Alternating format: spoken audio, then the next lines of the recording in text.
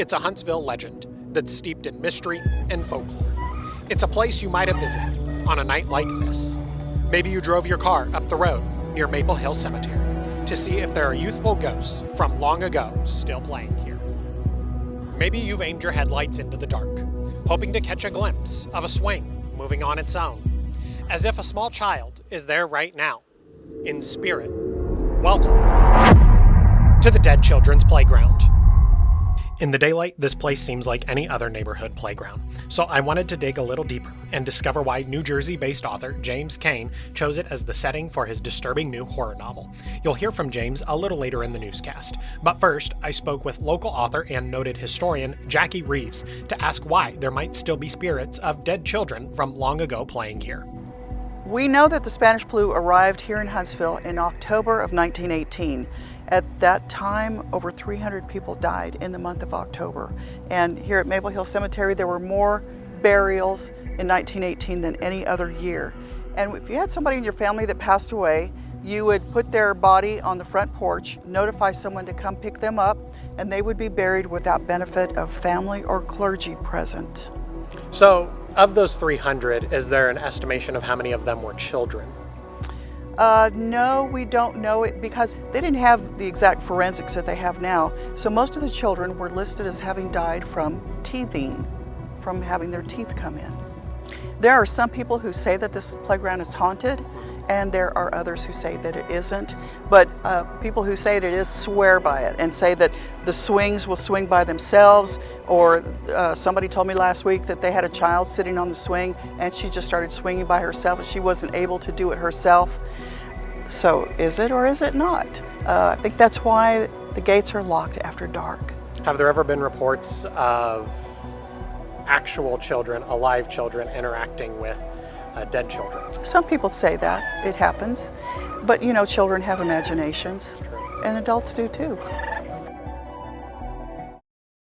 So first, I kind of want to know, how did you first come across the story of the Dead Children's Playground? I came across an article called The Scariest Urban Legend from Each State.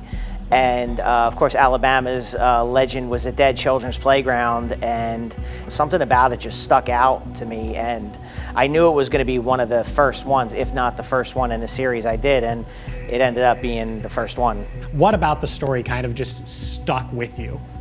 It's just something about it, and something about the idea of the spirits of the children being able to play somewhere after they're no longer here on Earth. It's just something about it. Just like I said, as a parent and as someone who enjoys horror and things that actually scare you, there was so much there to mine and to make a story out of. And I think because it scared me, I think that's why it was such a compelling topic to write about. You're not based locally. You're obviously from New Jersey. So how much research did you do about the local area? There were little snippets here or there, different forums, different social media posts, some YouTube videos, things I found. But those kind of stories basically told us about the cemetery and the legend of the playground, and how the swings come alive at night, and you can hear the laughter and chills and see the orbs and things like that. So we also talked about in our emails that you did change the names of a couple of different things. For example, there's in the book, it's Big Al's Deli. Now there is a deli in downtown Huntsville, but it's a Jimmy John's.